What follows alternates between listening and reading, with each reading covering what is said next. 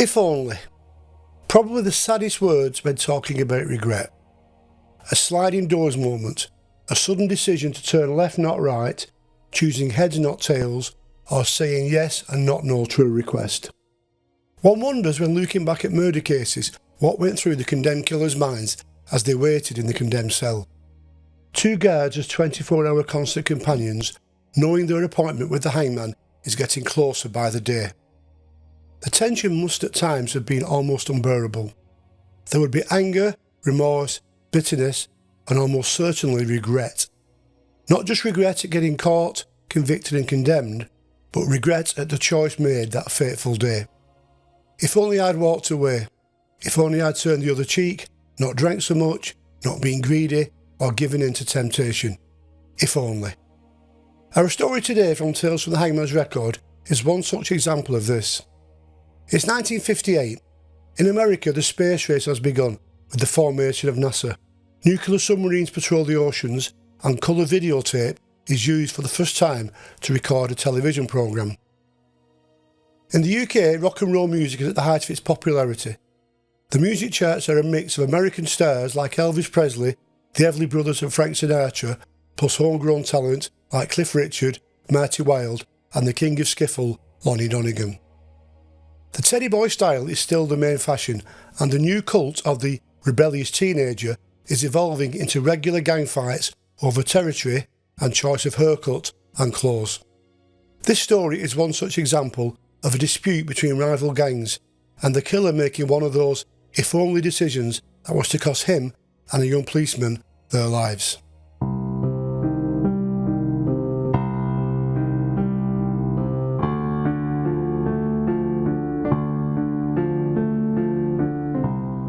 Sunday the 14th of December 1958 was the first wedding anniversary of 25-year-old Ronald Henry Marwood and his 20-year-old wife Rosalie.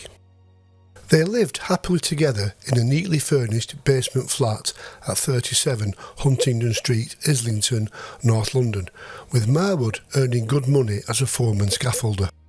The couple had planned their first wedding anniversary together with an evening drink at their local pub, but as the day went on, Rosalie changed her mind and said she had a headache and would prefer to stay home and watch television. At 7:30, as her husband left to meet up with a group of friends, she turned on the TV Ronnie had recently bought her and tuned into Armchair Theatre to watch Dangerous World, set in Africa but involving the murder of a policeman. Marwood made his way to the Spanish Patriots Public House on Chapel Street, close to Angel Tube Station, less than a mile away. In the pub, known locally as Spanish Pat, was a number of young men, including fellow scaffolder Mike Bloom, who had been the best man at Marwood's wedding. They consumed several pints of brown ale before moving on to a club, where a similar amount of drink was downed. As the night grew to a close, the men left the club and piled into a number of cars. The destination was Gray's Dance Hall on the Seven Sisters Road in Holloway.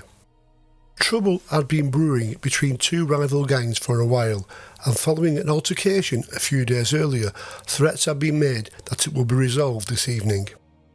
The spark that lit the powder keg began when 19-year-old warehouseman Peter Dean, a member of the Finsbury Park mob, insulted one of the Bud gang in a nightclub. Johnny Budd was drinking with a friend when Dean flicked a beer mat at him, calling him a flash bastard. Words were exchanged and ended with Bud threatening, "We'll sort this out on Sunday." Marwood, being a few years older and married, wasn't involved with the gangs, but being a strapping 6'3", he was invited to come along as a bit of extra muscle to what one of the gang declared was going to be a straightener. No sooner had they arrived at the dance hall than scuffles broke out. One lad was outside when he was jumped by two of the other gang and received a knife wound in the back. Whilst not serious, a friend drove into a nearby hospital, and when word of the stabbing also reached the local police station, PC Ray Summers was sent to investigate. Arriving outside the dance hall, the 6'4" tall constable saw that trouble was definitely afoot. Following an incident inside, doormen had thrown some of the men out, and soon the two gangs faced each other on the street outside, issuing threats. Then the fight broke out.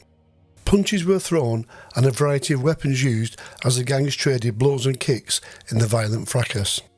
Up to now, Marwood had been on the fringes of the trouble when he was suddenly struck with an axe.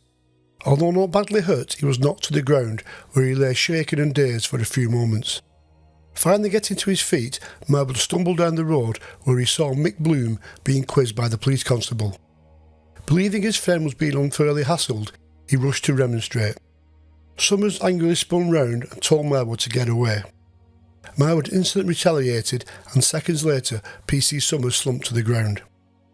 Seeing the stricken Bobby fall, the gang began to flee in all directions. Marwood and Bloom headed down the road, then turned left and right into Thame Mews before scaling a wall and making good their escape from the area. Two young girls from the dance hall cradled the unconscious officer's head as someone called the police, and an ambulance was soon at the scene. With no sign of bleeding, it was initially believed he may have had a heart attack or struck his head in the fall. PC Summers was rushed to Great Northern Hospital on Holloway Road, but was found to be dead on arrival. Pathologist Francis Camps was contacted, and a telephone call was also put through to John McCafferty, a detective with the Metropolitan Police Force Laboratory. Not suspecting serious foul play, it was decided to wait until morning before proceeding with the post-mortem. McCafferty had been briefed that the policeman had died from what was initially suspected to be a heart attack, but to the experienced officer, 23-year-old fit men are unlikely to die this way. His suspicions were clearly justified when an examination of the body found that the cause of death was from a stab wound which had penetrated 5 layers of clothing and sunk into his upper back to a depth of 4 inches. In what was to be a terrible time for the police in the UK, PC Summers was the 3rd policeman to die due to violence that weekend. In Lancashire, a detective died of gunshot wounds, and an officer from Hemel Hempstead succumbed to injuries sustained in a brawl a few weeks earlier.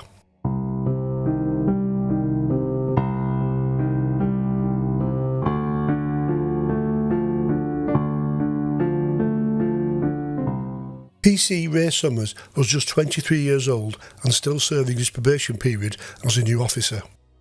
Born and raised in Broadstairs, Kent, prior to joining the Metropolitan Police, he had served 3 years in the Royal Air Force. He was living in a section house close to the station and courting a local girl, Peggy Mackenzie, to whom he had proposed marriage, and they were planning to wed in the new year. Before the cause of death had been discovered, the police were already rounding up those they believed were involved in the gang fight. Scores of officers began knocking on doors, interviewing potential suspects, and amongst the first questioned were both Marwood and Bloom, spoken to as they were making their way home in the early hours. Although both had consumed a lot of beer and were drunk at the time of the fight, they had enough wits about them to have concocted an alibi. They claimed that they hadn't been at the dance hall on the previous night and had been drinking elsewhere near Finsbury Park. Their statements were taken and the officers left them to make their way home.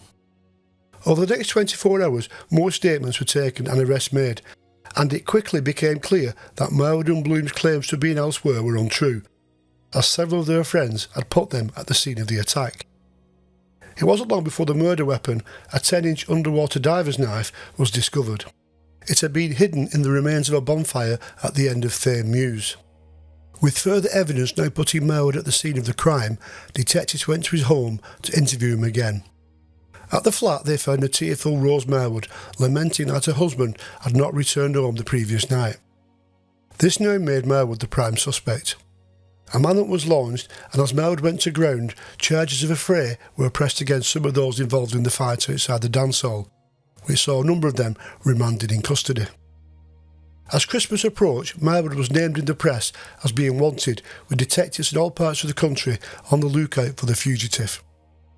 Aware that he faced a capital murder charge if convicted, Marwood was a frightened man. But eventually, after over 6 weeks on the run, he gave himself up.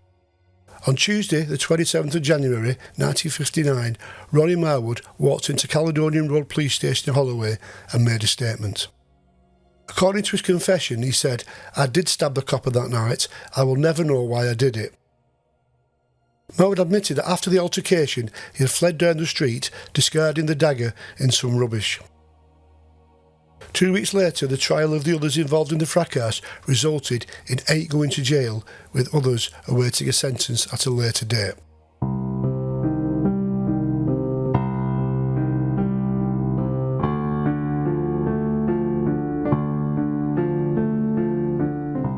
Ronald Henry Marwood was arraigned to stand trial at the Old Bailey on Monday the 16th of March 1959 before Mr Justice Gorman.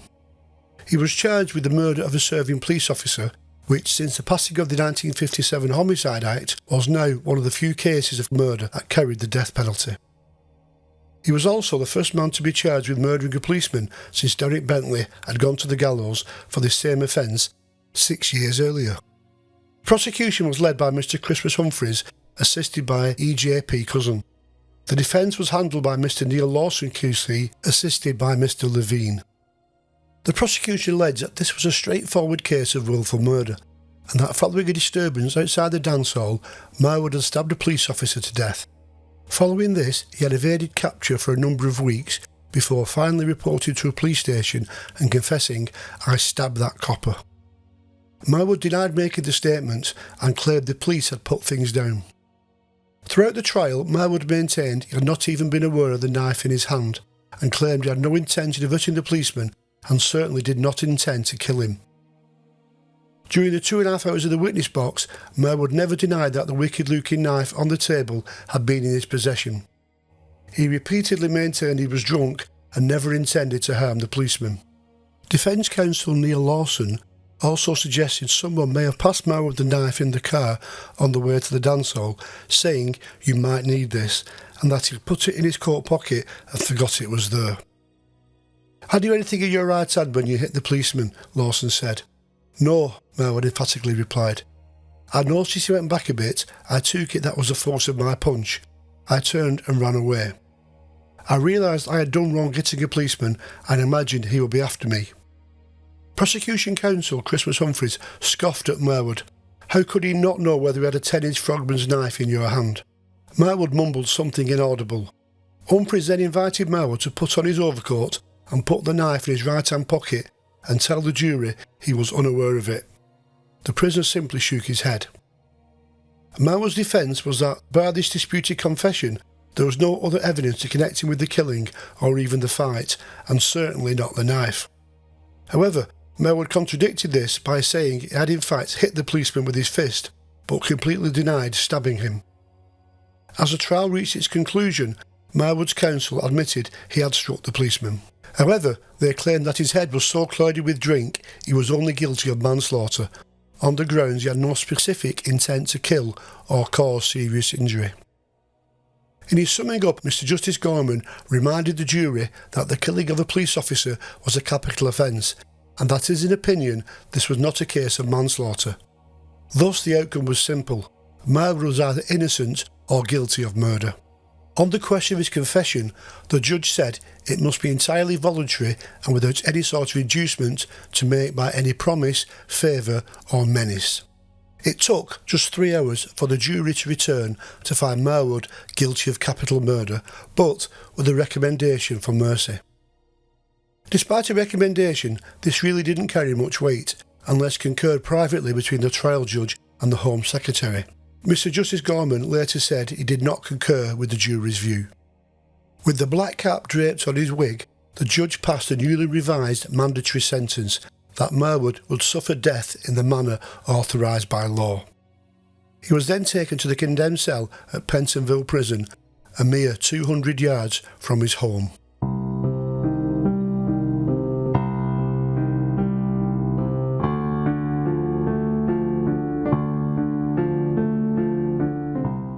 Despite the brutal nature of the crime, the general feeling was a sympathy for the killer. Marwood was not an habitual criminal, and even if he did stab the unarmed PC Summers, the act was not premeditated. He was the only son of a respectable Islington salesman and had won a scholarship to a grammar school. Marwood had completed his national service in the Royal Army Service Corps and since being demobbed had found a steady job as a foreman scaffolder earning £20 a week. No sooner had he been taken to Pentonville than a campaign for his life to be spared drew great support. 150, mostly Labour members of Parliament, signed an appeal for Marwood not to be hanged, and a petition by members of the public quickly attracted over 10,000 signatures. They argued that Marwood was of good character and had not murdered for gain and was not connected with the gangs. Marwood's appeal that the trial judge had misdirected the jury on the meaning of intent was dismissed on Monday, April the 20th. Home Secretary Area Butler now faced a difficult dilemma. Many newspapers were openly anti-capital punishment and arguing for mercy. But if people who murdered police officers did not hang, then there seemed little tangible value in retaining the death penalty. After studying all the evidence, Butler came to the conclusion that the law must take its course and Marwood would hang on Friday, May the 8th at Pentonville Prison. On Thursday evening, with the gallows rigged and ready, the hangman resting in their quarters and the light in Marwood's cell burning through the night for the last time, trouble flared inside the jail. Prisoners began to smash their cell, setting fire to newspapers, throwing things out of the window and shouting and screaming. The noise reached such a crescendo, it was alleged that Marwood asked his jailers if they would ask the demonstrators to stop and allow him some peace on his final night on earth. As dawn broke on the following morning, a crowd of over 1,000 people began to assemble outside the prison gates. It was the largest demonstration in modern times. Many carried banners and others began to fight with the police as the fateful hour approached. Film cameras recorded the events for Pathé and television news. On the stroke of 8, Hangman Harry Allen and assistant Harry Robinson entered the condemned cell. With his arms strapped behind his back, Ronnie Marwood, whose wedding anniversary celebrations had gone horribly wrong, walked bravely to the gallows. Less than a year after the murder of P.C. Summers, there was further tragedy. In September 1959, his young fiancée, Sheila Peggy Mackenzie, who he had been due to marry earlier that year, was at a dance hall in North London when she suffered a severe asthma attack and collapsed and died. She was just 21 years old and later buried in the same grave as her fiancé. Just one further person will be hanged for the murder of a policeman when Gunter Badola was hanged at Wandsworth in November 1959. We looked at this case in more detail in episode 19 of Tales from the Hangman's Record. Mr. Justice Gorman only sent 7 men to the gallows, and just one more after Marwood, when he oversaw one of the most sensational trials of the 20th century, that of A6 murderer James Hanratty. Peter Dean, the man called a flash bastard in a spat that was to have fatal consequences, would later go on to become a successful TV actor. After a bit part in Coronation Street early in his career, he had a number of small television roles before becoming famous throughout the land after landing the role of Pete Beale in Eastenders. Dean wasn't the only future star of Eastenders to be involved in a murder inquiry. In December 1966, Leslie Grantham, later to become famous as Dirty Dan Watts, was involved in the botched robbery of a taxi driver in Osnabrück, West Germany. During a struggle, the driver received a fatal gunshot wound to the head. Grantham claimed it was an accident but was found guilty of murder by a court-martial and sentenced to life imprisonment. He served the bulk of his sentence in various prisons in the UK, finishing up at the open prison HMP Lale in Gloucestershire, where he studied drama prior to his release after serving 10 years.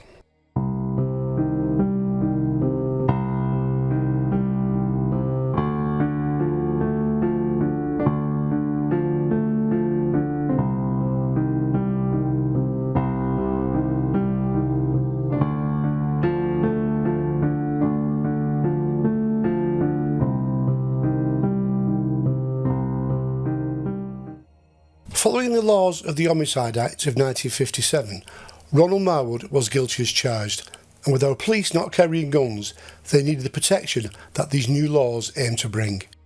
However, as we saw, there was a great deal of sympathy for Marwood, particularly from the left-leaning newspapers that were all anti-hanging. Had he fatally stabbed anyone else that night instead of a young policeman, he would not have been hanged. But then neither would a child murderer or a callous poisoner. It was these inconsistencies that the Homicide Act threw up that was to lead to a suspension of the death penalty in 1965, with abolition coming just a few years later. Thank you for watching and listening to this episode of Tales of the Hangman's Record. Please like, share and subscribe to the channel if you've enjoyed this production. Check out my website stevefielding.com for further details of all my previous and current books. Do you think Ronald Marwood deserved to have been hanged? Use the comments below for your thoughts on this and for suggestions on further episodes in this series.